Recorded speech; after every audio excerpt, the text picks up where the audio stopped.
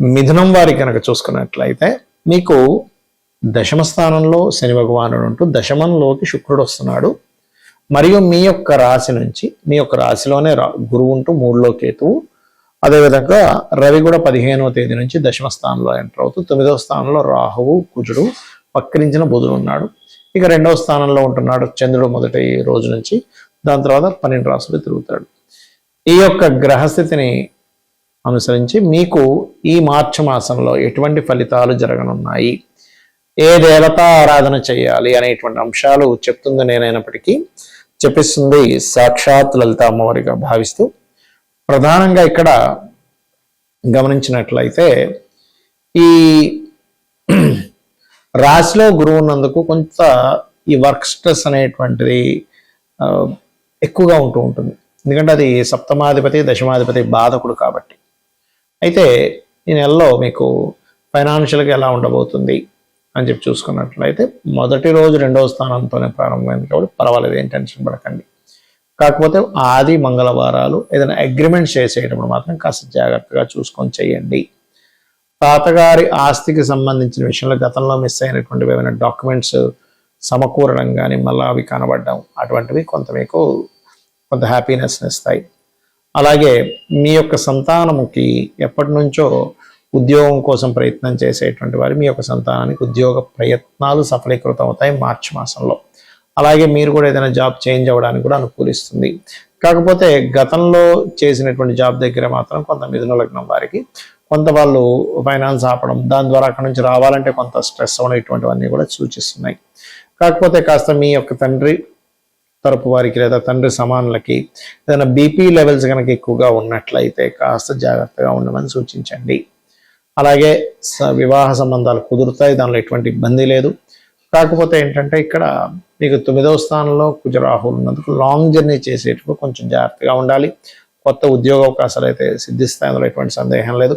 Government job చేసేటువంటి వారు కాస్త వాళ్ళ అధికారులతో కొంత ఒత్తిడిని ఎదుర్కోవాల్సిన పరిస్థితి వస్తూ ఉంటుంది. మరియు మీరు నిత్యము కూడా లలిత అమ్మవారి యొక్క ఆరాధన చేయడము, సూర్య నమస్కారాలు ఎక్కువగా చేయండి. దశమ స్థానంలో శనిని రవి కంబస్ట్ చేసుకున్నాడు కాబట్టి మీరు ఎంత సూర్య నమస్కారాలు చేస్తూ ఓం మాణిక్య మకుటాకార జానుద్వయ విరాజితాయ నమః అని చేసుకున్నట్లయితే ఖచ్చితంగా మీకు బాగుంటుంది. మనకి ఈ మార్చి మాస ఫలితాలతో పాటు మనకేంటంటే ఈ ఫిబ్రవరి 13 నుంచే ఒక 40 రోజుల పాటు 17 నుంచి 40 రోజుల పాటు ప్రక్రియ చేసుకోవాలి. ఎందుకంటే గ్రహణం పడుతూ పంచగ్రహ కూటమి ఫిబ్రవరి 17వ తేదీ నుంచి ప్రారంభం అవుతుంది కాబట్టి, అంటే ఆల్మోస్ట్ ఇది మార్చ్ ఎండింగ్ వరకు మీరు ఈ పరిహారం చేసుకోవాలి. దీనివల్ల ఏమిటి కలుగుతాయి ఏమిటి అనేది చెప్తాను నేను మీకు. మొట్టమొదటిగా మనం ఇంకొక విషయం ఏంటంటే 17, 18, 19 తేదీలు కామాఖ్య శక్తిపీఠంలో గణపతి లలిత హోమము, నవగ్రహ హోమము, చండీ హోమాలు జరుగుతున్నాయి. మీరు ఎవరైనా పార్టిసిపేట్ చేయాలనుకునేవారు పార్టిసిపేట్ చేయొచ్చు. రైట్. అయితే ఈ 40 రోజులు చేసేటువంటి ప్రక్రియ గురించి నేను మీకు వివరిస్తాను. ఏమిటది అంటే ఈ 40 రోజుల పాటు అంటే పంచగ్రహ కూటమి ఎప్పుడైతే 17వ తేదీ ఏర్పడుతుందో అక్కడి నుంచి ఒక 40 days ఆఫ్ టైము పర్టికులర్గా మీరు ఒక దీక్షలాగా తీసుకొని కనుక చేసినట్లయితే మీ యొక్క జీవితంలో ఏదైతే ఇబ్బందులు ఉన్నాయో ఆ ఇబ్బందులు ఖచ్చితంగా నెరవేరుతాయి, అంటే క్లియర్ అయిపోతాయి. చెప్పాలంటే మీరు అనుకున్న సంకల్పం నెరవేరుతుంది, మీ యొక్క ఇబ్బందులన్నీ కూడా క్లియర్ అయిపోవడం జరుగుతూ ఉంటుంది. అయితే ఎవరికైనా చూడండి, నేను రాజకీయంగా బాగా కలిసి రావాలి, చేసేటువంటి ఉద్యోగంలో ప్రమోషన్స్ రావాలి అని అనుకున్నప్పుడు రవిగ్రహం ముందు నిత్యము ఆదిత్య హృదయం చేస్తూ అర్ఘ్యం వదలండి. ఇది రెగ్యులర్గా మీకు కనుక అలవాటైతే లైఫ్లో చాలా మంచి ఆరోగ్యము, మంచి కీర్తి కూడా లభిస్తుంది, గుర్తుపెట్టుకోండి. అలా కాదండి, నాకు మానసిక స్ట్రెస్ ఎక్కువగా ఉంది, మానసికంగా ఎప్పుడు ఏదో ఒక ఇబ్బంది వస్తూ ఉంది, నాకు చాలా ఇబ్బంది పడుతున్నాను మానసిక స్ట్రెస్ వల్ల అని అనుకుంటే కనుక మీరు చేయవలసింది ఏమిటి అంటే పర్టికులర్గా మీరు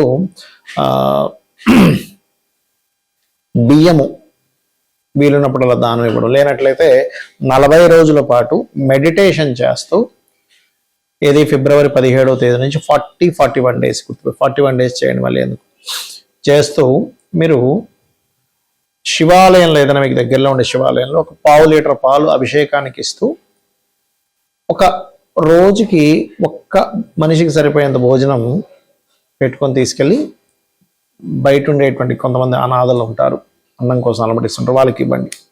ఇది చంద్ర సంబంధించిన దోషాలను తీసేస్తుంది. దీనివల్ల ఆయుష్ పెరుగుతుంది, మెంటల్లీ డిప్రెస్ ఉండేటువంటివి క్లియర్ అవ్వడం జరుగుతుంది.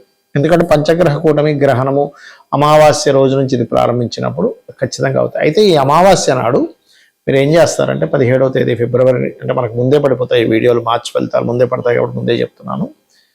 అమావాస్య నాడు ఏంటంటే మీరు స్వయం పాకం ఇవ్వండి, గుర్తుపెట్టుకోండి. అలాగే మరొక విషయం ఏంటంటే కొంతమందికి గొడవలు అవుతూ ఉంటాయి, మాటికి ఏదో గొడవ అవుతూ ఉంటుంది. అలాంటి వారు ఓం స్కందాయ నమః అనే మంత్రాన్ని ఈ 40 డేస్ 17వ తేదీ నుంచి 40 డేస్ చేయండి, 41 డేస్. అలాగే మరొక విషయం ఏంటంటే ఈ స్కందుణ్ణి చేస్తూ గోశాలకు వెళ్ళి గోవులకి క్యారెట్స్ తినిపించడము, కుంకుమ ఏదైనా అమ్మవారి ఆలయంలో అమ్మవారి కైంకర్యం కోసం వాడుకోవడానికి అన్నట్టుగా ఇవ్వండి, కుంకుమని గుర్తుపెట్టుకోండి. ఇంకా అదేవిధంగా కొంతమందికి వ్యాపారంలో ఇబ్బంది రావడము, లేకపోతే రిలేషన్స్లో ఇబ్బంది రావడము, అదేవిధంగా కొంతమంది పిల్లలకైతే చదువులో ఏదో డిస్టర్బెన్సెస్ రావడం జరుగుతుంటుంది. అలాంటప్పుడు మీరు ఏం చేస్తారంటే గోవులకి 40 డేస్ కూడా గోంగూర తినిపించడము, విష్ణు సహస్రనామాలు 40 డేస్ రెగ్యులర్గా వినండి. మీకు చదవడం వస్తే చదవండి, బట్ వినండి. ఇది కనుక చేసినట్లయితే ఖచ్చితంగా మీకు బాగుంటుంది. ఈ 40 డేస్ బుధగ్రహం దగ్గర దీపారాధన చేయండి. రవిగ్రహానికి సంబంధించిన ఫస్ట్ చెప్పిందేమో రవిగ్రహం దగ్గర, రెండవది చెప్పిందేమో మానసిక సమస్యలు ఉన్నప్పుడు చంద్రగ్రహం దగ్గర 40 డేస్ దీపారాధన, ఈ గొడవలు జరుగుతుండేటువంటి 40 డేస్ కుజగ్రహం దగ్గర దీపారాధన, ఇప్పుడు ఇది బుధగ్రహం దగ్గర దీపారాధన. ఇక కొంతమందికి సరైనటువంటి గైడింగ్ దొరకటం లేదు, సరైన గురువు దొరకట్లేదు, లేకపోతే సంతానానికి సంబంధించిన ఇబ్బందులు ఉన్నాయి. అలాంటప్పుడు ఈ 40 డేస్ కూడా మీరు ఏం చేస్తారంటే గురుగ్రహం దగ్గర దీపారాధన చేస్తూ గోవులకి అరటికాయలు తినిపిస్తూ ఓం ద్రాం దత్తాత్రేయాయ నమః అనే మంత్రం చేయండి, లేదా జయ గురుదత్త శ్రీ గురుదత్త కూడా చేసుకోవచ్చు. ఇది గనక చేసినట్లయితే ఖచ్చితంగా మీకు సంతానం కోసం ఇబ్బంది పడేటువంటి వారికి ఆ ఇబ్బంది అనేటువంటి తొలగుతుంది, సంతాన ప్రాప్తి లభిస్తుంది. అలాగే కాస్త మీరు ఏం చేస్తారంటే 40 డేస్ వీధి కుక్కలు ఉంటాయి, వాటికి ఏదైనా తినిపిస్తూ ఉండండి. అదేవిధంగా గోవులకి అరటికాయలు తినిపిస్తూ ఉండండి. గంధము కానీ పసుపు కానీ శివాలయంలో శివుని కైంకర్యం కోసం అన్నట్టు ఇవ్వండి, లేదా అమ్మవారి ఆలయంలోనే ఇవ్వచ్చు, నో ప్రాబ్లం. ఇక మరి కొంతమందికి వివాహం అవ్వదు. వివాహం అవ్వనప్పుడు ఈ 17వ తేదీ నుంచి 40 డేస్ ఆఫ్ ప్రక్రియ ఏదైతే ఉందో పర్టికులర్గా మీరు వివాహం విషయంలో ఫిబ్రవరి 17th నుంచి అండి, ఎందుకంటే మనం మార్చ్ ఫలితాల్లో చెప్తున్నాను ఎండింగ్లో ఈ విషయం. ఫిబ్రవరి 17 నుంచి 41 డేస్ మీరు ఏం చేస్తారంటే ఓం కామేశబద్ధ మాంగళ్య సూత్ర శోభిత కందరాయ నమః అనే మంత్రం చేస్తూ మీరు ఎక్కడైనా ఆలయంలో మనకి జరుగుతూ ఉంటాయి కళ్యాణం, శివుడిది కావచ్చు, రాముడిది కావచ్చు, ఏదైనా ఆ కళ్యాణానికి పార్టిసిపేట్ చేయండి, గుర్తుపెట్టుకోండి. అలాగే మరొక విషయం ఏంటంటే ఇక్కడ మీరు ఈ శుక్ర సంబంధించిన దోషం పోవడం తీపి చపాతీలు అంటారు, ఆ తీపి చపాతీలని గోవులకు తినిపించండి. ఇక అందరికీ భయపడేటువంటిది కర్మకారకుడైన శని, కానీ భయపడాల్సిన లేదు. ఆయన పని ఏంటంటే కర్మనిస్తూ ఉంటాడు అంతే. అయితే ఎవరికైనా ఏళ్ళనాటి శని నడుస్తుంది, లేకపోతే శని మహాదశ నడుస్తుంది, సాటర్న్ వల్ల ఇబ్బంది పడుతున్నాం, అనారోగ్య బాధలు, ముఖ్యంగా అనారోగ్య బాధలు ఉండేటువంటి వారి 40 రోజులు గోవుకి బెల్లం తినిపించి ఓం అనాకలిత సాదృశ్య చుబుక శ్రీ విరాజితాయ నమః అని చెప్పి చేసుకున్నట్లయితే శని యొక్క ప్రభావం మీకు కొంతవరకు వెసులుబాటు కలిగిస్తుంది. మరియు దీంతో పాటు మీరు ఓం సర్వవ్యాధి ప్రశమని సర్వమృత్యు నివారిణి అగ్రగణ్య అచింత్య రూప కలికల్మషనాశిని నమః చేసుకోండి. ఇక రాహుకేతు దోషాలు ఉన్నాయి, అప్పుడు ఏం చేయాలి అన్నప్పుడు ఇది నేను చెప్పేది ఏదైనా సరే మీరు ఖచ్చితంగా రోజు ఆ గ్రహం దగ్గర, శనికి సంబంధించింది అయితే శని గ్రహం దగ్గర, శుక్రకి సంబంధించిన శుక్రగ్రహం దగ్గర, గురువు అయితే గురు గ్రహం దగ్గర దీపారాధన చేయాలి 40 డేస్. రాహుకేతువులు అయితే రాహు అంటే మాయ, ఏదో అయిపోతుంది అనేటువంటి భయం ఉండేటువంటి వారు దుర్గాష్టోత్తరం చదువుకోవాలి. కేతువు అయితే ప్రతిదీ ఆటంకం జరుగుతుంది అన్నప్పుడు కేతు ప్రభావం ఉందని, అప్పుడు గణపతి యొక్క స్తోత్రం రోజు చేసుకుని ఓం గం గణాధిపతి నమః అనుకోండి. మరి స్త్రీలు 40 రోజులు కంటిన్యూ చేయలేరు కదా, అప్పుడు ఎలాగా అంటే 25 రోజులు అలా చేసి మళ్ళీ గ్యాప్ ఇచ్చి మిగిలింది 5 రోజులు గ్యాప్ ఇచ్చిన తర్వాత చేసుకోవచ్చు, ఎటువంటి దోషము లేదు. ఇది ఇలా చేయండి, ఖచ్చితంగా మీకు ఈ పంచగ్రహ కూటం వల్ల కలిగేటువంటి ఫలితాలు ఖచ్చితంగా వస్తాయి. మీరు ఎవరైనా ఆ కామాఖ్యలో పార్టిసిపేట్ చేయాలనుకుంటే కింద ఇచ్చిన నెంబర్కి మీ గోత్రము, మీ పేరు పంపించినట్లయితే వివరాలు పంపించడం జరుగుతుంది. శ్రీమాత్రే నమః.